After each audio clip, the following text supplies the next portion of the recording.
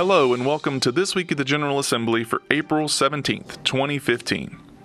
In this week's show, we'll be discussing a 911 funds distribution bill that could change the way the funds are administered. We'll tell you more about a bill that would accomplish several county legislative goals, and we'll fill you in on a bill that would end lawsuits over funding by school boards against county governments. Remember that you can always find more information on any of the topics we discuss here by visiting www.ncacc.org. Let's begin this week's show by discussing a bill that accomplishes 4 county legislative goals. This week, the House Environment Committee unanimously approved House Bill 430, County Omnibus Legislation.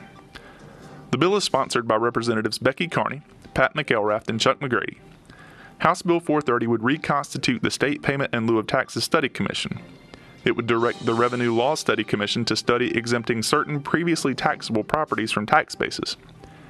It would direct the Environmental Review Commission to study a statewide approach to aquatic weed control. And it would clarify county authority to establish recycling programs and collect fees to cover the recycling collection costs. This legislation and the Senate companion bill sponsored by Senators Jim Davis and Valerie Foushee would accomplish 4 legislative goals adopted by counties this biennium. This week, a bill was introduced to achieve the county's priority goal to repeal the statutory authority of local school boards to file suit against the county boards of commissioners, challenging the sufficiency of education appropriations. House Bill 726 is sponsored by Representatives Deborah Conrad, Howard Hunter, Jonathan Jordan, and Jeff Collins, and amends General Statute 115C-431, which sets forth a procedure for resolving disputes between school boards and the boards of county commissioners.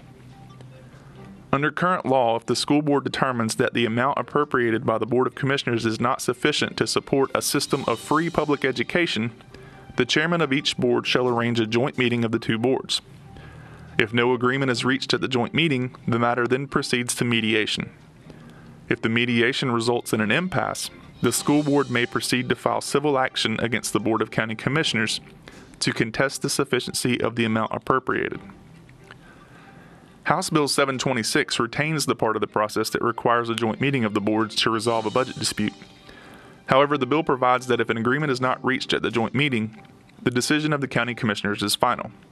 The bill further states that the Board of Education shall not file any legal action challenging the sufficiency of the funds appropriated by the Board of County Commissioners to the local current expense fund, the capital outlay fund, or both. After this brief message, we'll speak with NCACC Legislative Counsel San Skinner about House Bill 506 that would change the way 911 funds are distributed to counties. The NCACC is proud to announce the Local Government Federal Credit Union Excellence and Innovation Awards Program for 2015.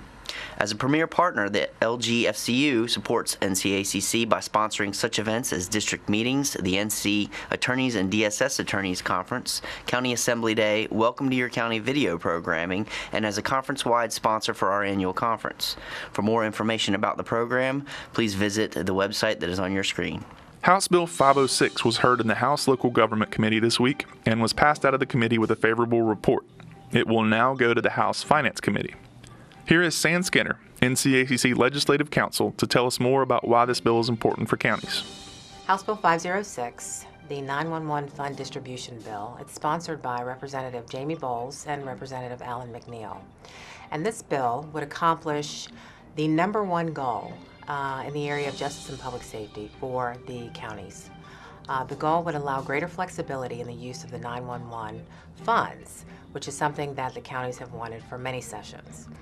The purpose of the fund being to provide the emergency 911 service to the citizens. Under the current law, the fund can only be used for equipment and furnishing within the 911 center. It cannot be used to fund anything that would be deemed dispatch equipment, to dispatch the call from the emergency center to the emergency personnel who would be responding to the need. The counties have been very frustrated about that. They are sitting on some very large fund balances, and there is a need for the purchase of equipment to dispatch the call to the emergency responder, and not being able to use the dollars for that purpose has been a frustration. And so this bill would accomplish that goal and we're very pleased to see it moving forward. When House Bill 506 was heard in committee this morning, the executive director for the 911 board, he did speak out against the bill. He indicated that he had some concerns about expanding the use of the fund because he felt that those expenditures would be for radio systems and something that would drain the fund, so it couldn't be used for other 911 purposes. Our position has been, and what was stated in committee, is that the county commissioners, the elected officials, are in the best position to determine how that fund should be used to provide that emergency 911 service to their citizens. So we were very pleased to see that the committee agreed with us and that they voted that bill out of their committee to move forward to the Finance Committee. Well, that's all we have for this week. If you would like more information on any of the topics we've discussed here, please visit www.ncacc.org. There you can subscribe to our legislative bulletin as well as follow us on social media. Thank you for joining us. We'll see you next week.